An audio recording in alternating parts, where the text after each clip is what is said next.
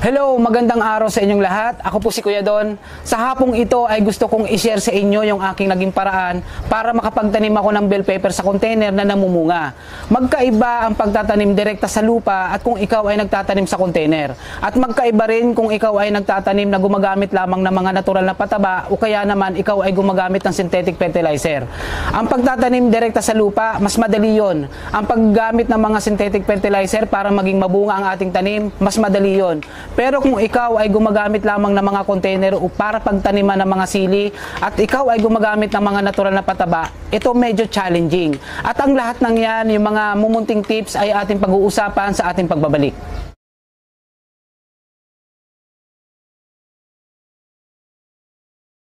Okay, welcome back po sa inyong lahat.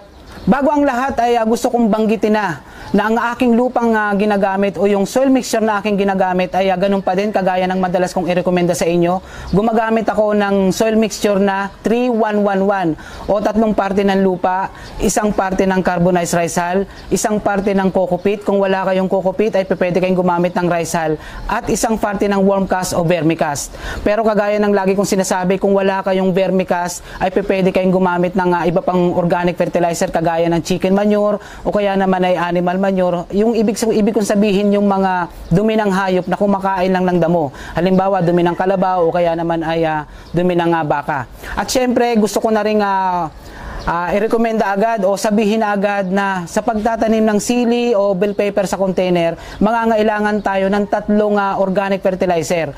Ito yung fermented plant juice para sa pagpapalaki at pagkakaroon ng mga berdeng dahon. At syempre gagamit tayo ng calphos o yung tinatawag na calcium phosphate para maiwasan natin yung pagkulubot ng mga dahon at yung pagiging matibay ng kapit ng bulaklak. Hindi yung tipong nagiging kulay brown lang siya at pagkatapos ay malalaglag. So para maiwasan natin yon, gagamit tayo ng calphos. At syempre yung ating pampabunga, gagamit tayo ng fermented fruit juice. Ang lahat ng ito ay meron na tayong video kung paano ito ginagawa at ang tamang aplikasyon.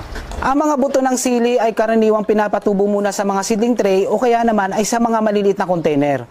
Ang tawag po dito ay seedling starter. Sa ganitong paraan ay mas napapangalagaan ang buto at mas nakakasigurado ka na ang buto na itatanim mo ay tutubo. Kasi hindi lahat ng buto ay tumutubo. Kaya hindi ko ginagawa ang direktang pagtatanim.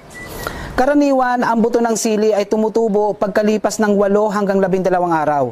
At kapag ito ay nagkaroon na ng 4 o mas higit pang dahon, ay maaari nyo nang ilipat sa mas malaking taniman o kung saan nyo siya palalakihin.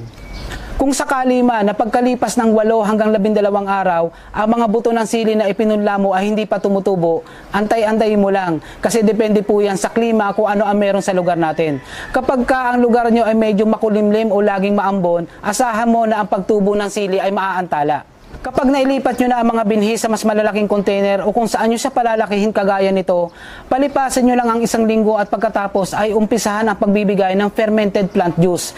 Ito ang makakatulong sa halaman para sa kanyang mabilis na paglaki at pagkakaroon ng mga berdeng dahon. Mas maganda kung gagawin natin ito 2 o 3 beses sa 1 linggo. Pwede nyong i-spray o kaya naman ay ipandilig sa halaman. Pero mas maganda nag-spray na kayo ng FPJ, nagdilig pa kayo. Bukod sa FPJ o fermented plant juice na binanggit natin na malaki ang maitutulong sa pagpapalaki o yung mabilis na paglaki ng halaman at pagkakaroon ng mga berdeng dahon, pwede rin tayong gumamit yung tinatawag na grass clipping tea fertilizer. Ito yung mga damo na binababad lang sa tubig at pagkatapos ay ipandidilig na natin sa ating mga halaman. O kaya naman yung isang video na kakagawa ko pa lang yung tungkol sa fish amino acids. Kung meron kayong fish amino acids ay pwede rin po itong gamitin natin na para sa mabilis na paglaki at pagkakaroon ng mga berdeng dahon kasi ang FAA ay isa rin sa mga organic concoction na may mataas na nitrogen at syempre mas napapaganda yung kalidad ng ugat para sa mas malusog na halaman. Ito ang madalas na problema kapag tayo ay nagtatanim ng sili. Ang mga dahon ay karaniwang kumukulubot o kaya naman yung bandang itaas ay nagiging kulay brown at yung mga bulaklak ay hindi na natutuloy na maging bunga. Kapag ganito ang nangyari sa ating mga tanim na sili, ang una nating gawin ay i-check yung mga likod ng dahon. Kapag may nakita kayong insekto o kaya naman ay yung mga maliliit na agiw, ito ay maaaring apektado ng spider mites. At kapag nakita nyo na mayroong mga spider mites sa inyong mga tanim, meron akong isang video dito kung paano natin masusugpo ang spider mites. Ilalagay ko sa description kung paano ito ginagawa. Pero hindi ibig sabihin na kapag kumulubot yung dahon ng sili at yung mga bulaklak ay nagiging kulay brown lang, nalalaglag at hindi nagiging bunga, ay kagagawa na ng insekto. Ito ay maaaring kakulangan din ng calcium o calcium deficiency. Bago pa dumating ang panahon ng pamumulaklak o bago siya magkaroon ng bulaklak, ay magbigay na tayo ng calpos o calcium phosphate. Ito ay para masigurado natin na ang kapit ng mga bulaklak ay mas matibay. At syempre, pwede na nating isabay yung ating organic fertilizer para makatulong sa halaman na magkaroon siya ng maraming bulaklak o kaya naman ay bunga. So kung halimbawa pagsasabayin nyo na yung calpos or fermented fruit juice, kung halimbawa meron kayong 1 litrong tubig, maglagay ng 1 kutsara ng calpos at 2 kutsara ng fermented fruit juice or seaweed foliar fertilizer. Pagkatapos ay pwede nyo nang ipandilig sa inyong halaman 2 o 3 beses sa isang linggo.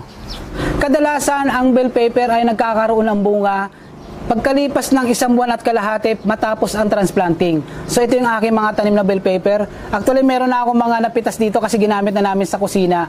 Pero nagkakaroon pa siya ng mga bagong bulaklak at nakikita, ewan ko kung nakikita nyo, pero meron pa siyang mga bagong maliliit na bulaklak na magiging bunga pa din. So ito ay pwede nga umabot hanggang 5 o 6 na buwan na tuloy-tuloy na pagbubunga. Okay, nawa ay sana nakapagbigay ako sa inyo ng mga mumunting kaalaman kung paano tayo makakapagtanim ng bell pepper o kahit na anong klaseng uri ng sili sa container. Ang mga ito naman ay parte pa rin ng ating pagtataguyod ng home gardening o pagpo-promote ng gulayan sa bahay. Para kasi gusto ko nawa ay mas marami pang Pilipino, mas marami pang mga ordinaryong may bahay, tatay, lolo, lola o kaya naman si kuya, yung mga anak natin ay turuan natin magtanim. Kasi ito yung susi sa magandang kalusugan at syempre malaking katipiran kasi syempre yung mga bagay na karaniwang binibili mo sa palengke ay hindi mo nabibilhin. So imagine kung sa bahay ay meron kang tanim na kamatis, sili, bawang, luya at mga gulay. Imagine nyo yun na kahit na kapos tayo sa budget ay hindi tayo masyadong mahihirapan. Magtanim ng gulay sa bahay dahil walang pinakamasarap, pinakasariwa, pinakaligtas at pinakamasustansyang gulay kundi ang ating sariling tanim. Ito po si Kuya Don at muli maraming salamat sa iyong panonood.